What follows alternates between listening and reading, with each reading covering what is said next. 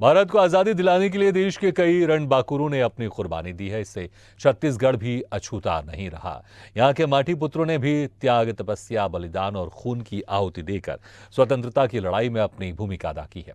उनके आजाद भारत के सपनों की वजह से ही देश आजाद हुआ और संविधान लागू हो पाया है। इसी के बदौलत भारत एक गणराज्य बनकर उभरा, जिसमें आज के युवा पीढ़ी छत्तीसगढ़ के गिने चुने स्वतंत्रता संग्राम सेनानियों को ही जानते हैं।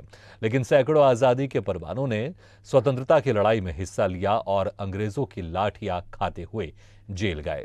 ऐसे बहुत से सेनानी शहीद हो गए। उन तमाम देश के गुमनाम सेनानियों की जीवनी को एकत्रित करने का बीड़ा स्वतंत्रता संग्राम सेनानी का बेटा पी संतोष कुमार नायडू ने उठाया है और उनकी जीवनी को स्कूल कॉलेजों में जाकर प्रदर्शनी के माध्यम से उनकी कुर्बानियों की गाथा सुना रहे हैं। आखिर कितने सेनानियों की जीवनी इन्होंने एकत्रित किया, क्या उद्देश्य है और कैसे बच्चों तक पहुंचने का प्रयास कर रहे हैं, आखिर कितने सेनानी छत्तीसगढ़ के रहे हैं, इसे लेकर देखिए स्वदेश न्यूज के संवाददाता हिमांशु पटेल की खास रिपोर्ट।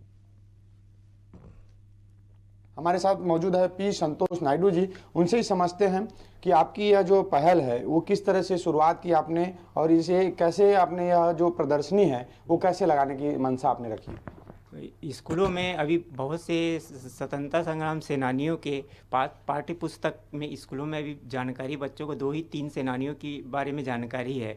मैं चाहता हूँ कि शासन से कि ये जितने भी छत्तीसगढ़ प्रदेश के स्वतंत्रता संग्राम सेनानियों की अलग से एक बुक निकले, ताकि आज के छात्र युवा पीढ़ी देश की आज़ादी के बारे में जान सके।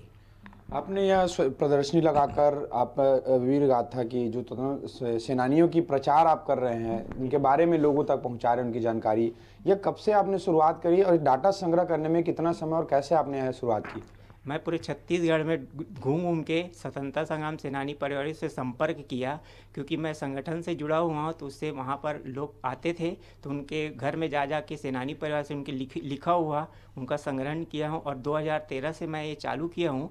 मेरे को 10 साल हो गए अभी संग्रहण करते हुए, और अभी स्कूलों और कॉलेजों में अभी सब इसके माध्यम से अभी मैं प्रदर्शनी लगा रहा हूँ। अभी आप स्कूलों में प्रदर्शनी लगा रहे हैं, कितने स्कूलों में आप तक आप लगा चुके हैं और वहाँ बच्चों की या तमाम जो जानकारी लेने वालों की क्या प्रतिक्रिया मिल रही है। अभी मैं करीबन 18 स्कूलों में लगा चुका हूँ प्रदर्शनी। और अभी मेरा प्रदर्शनी और अभी जारी है। अभी और भी स्कूलों और कॉलेजों में भी प्रदर्शनी लगाऊँ। उसके बाद में मैं छत्तीसगढ़ स्तर पर दुर्ग, भिलाई, राजनांदगांव इस तरफ में मैं प्रदर्शनी लगाऊंगा इनकी। और स्कूलों में अभी बच्चे लोग को, बहुत ही कम बच्चे लोग को मालूम है, क्योंकि गांधी जी और नेहरू जी इन्हीं को जानते हैं, छत्तीसगढ़ के सेनानियों के बारे में जानकारी नहीं है।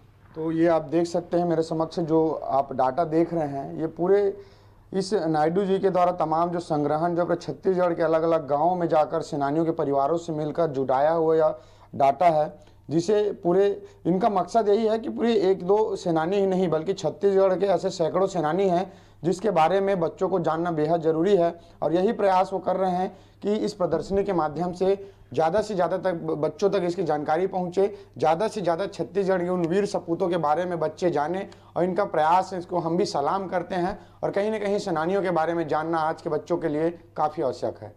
कैमरामैन आलोक के साथ हिमांशु पटेल, रायपुर।